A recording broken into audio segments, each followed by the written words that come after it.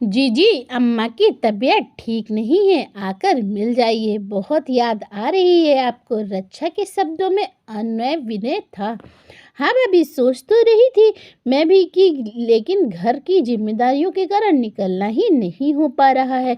भाभी, अम्मा से बात करवा दीजिए। नेहा ने भी चिंतित स्वर में कहा। जीजी, अम्मा अब बहुत ऊंचा सुनने लगी हैं। आप काफी तेज बोलो, तब बहुत देर में कुछ बात समझ पाती हैं। रक्षा ने मोबाइल अम्मा के हाथ में थमा दिया और तेज स्वर में बोली, लीजिए अम्मा, जीजी का फोन आया है, बात कर लीजिए। बड़ी मुश्किल से नेहा अम्मा से थोड़ी सी बात कर पाई। अब तो जाना ही पड़ेगा, इतने दिनों को से टाल रही थी, लेकिन अब अम्मा से मिल आती हूँ। पता नहीं कितने दिनों की जिंदगी है, आखिर समय किसने देखा है। नेहा भी सोचते सोचते मायके जाने की तैयारी करने लगी। मायके भी कोई पास नहीं, लगभग 700-800 किलोमीटर दूर, और जब जाओ तो 10-15 दिनों का रुकना बनता ही है।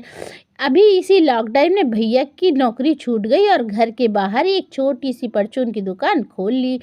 उससे जैसे तैसे गृहस्थी का खर्चा चल रहा था। दोनों बच्चों की पढ़ाई खर्च, भले स्कूल न जा रहे हो लेकिन ऑनलाइन तो पढ़ाई हो ही रही है, और उसके साथ साथ अम्मा की दवाई भी। लेकिन भाभी कभी अपने मुंह से अपनी परेशानी नहीं कहती, लेकिन वो तो समझती ही है। उनके जाने से थोड़ा अतिरिक्त बोझ तो भैया के कंधों पर पड़ ही जाएगा, क्योंकि साथ में 3 साल की नन्ही शुरू भी तो थी, उसे भी दूध चाहिए। लेकिन अम्मा का मुंह भी नहीं छूट रहा है। केशव ने नेहा के कहने पर उसका टिकट बुक करवा दिया और नेहा नन्ही शुरू को लेकर मायके चल पड़ी। जीजी, पूरे 2 साल बाद मिलना हो रहा है आपसे। रक्षा ने नेहा को देखते ही गले लगा लिया और आंखों से आंसू छलक पड़े। भाभी, अब तो 7-8 दिन आप लोगों के साथ खूब मस्ती करनी है। अरे मेरी गुड़िया रानी, आजा मामी की गोदी में। रक्षा ने शुरू को गोद में ले लिया। अभी भाभी, अम्मा कहाँ हैं? जीजी अंदर कमरे में है। नेहा अम्मा से मिलने चली गई और रक्षा नेहा के लिए चाय नाश्ते का इंतजाम करने लगी। बुआ आ गई, बुआ आ गई, ये कहते हुए मोनी और पंछी भी दौड़ती हुई बुआ के गले लग गई आकर और शुरू को गोद में लेकर खिलौने खिलाने लगी। नेहा ने खूब ढेर सारा सामान निकालकर बच्चियों को पकड़ा दिया, जो उन लोगों के लिए लाई थी, कपड़े, खिलौने और चॉकलेट, टॉफी इत्यादि। ये क्या जीजी, कितना खर्चा कर डाला? अरे भाभी, इसमें खर्चे की क्या बात है, आखिर बच्चों की बुआ हूँ, पूरे 2 साल बाद आई हूँ। थैंक यू बुआ। सचमुच भाभी, अम्मा बहुत कमजोर हो गई। अच्छा हुआ कि आपने जिद करके बुला लिया। जीजी, बुढ़ापा ही तो बड़ा कष्टकारी होता है, वरना कभी अम्मा एक जगह पर बैठती ही नहीं थी। दिन भर मेरे साथ घर में कामों में सहयोग करती रहती, बल्कि इतनी कमजोरी के बावजूद भी सब्जी काटने बैठ जाती हैं। मैं मना करती थी, लेकिन आपके भैया बोले, अच्छा है, इसी बहाने अम्मा का दिल बहला रहेगा।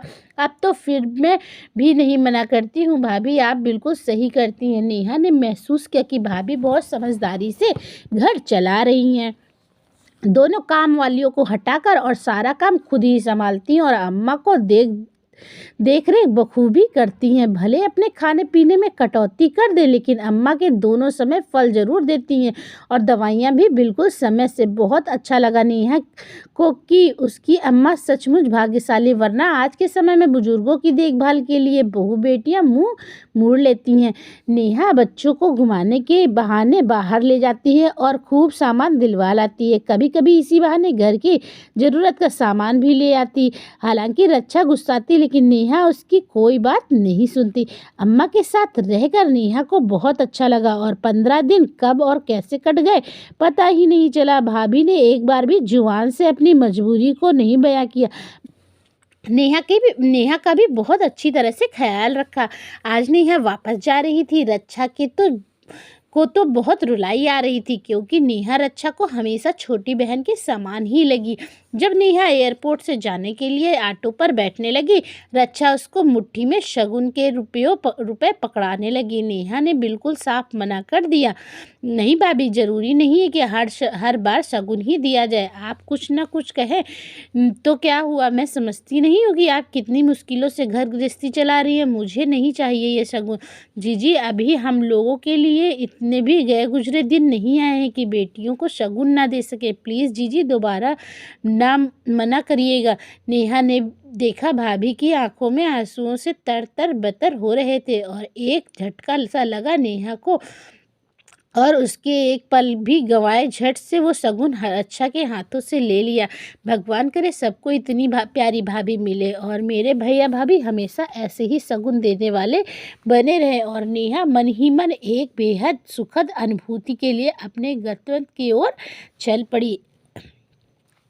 दोस्तों, आपका इस वीडियो के बारे में क्या राय है, हमें कमेंट में ज़रूर बताएं और इसी तरह की अच्छी अच्छी कहानियों के लिए हमारे चैनल पे बने रहें। चैनल पे नए हैं तो चैनल को सब्सक्राइब करें, घंटी के निशान को ज़रूर दबा लीजिएगा और ज़्यादा से ज़्यादा लोगों तक शेयर करिएगा। Thank you.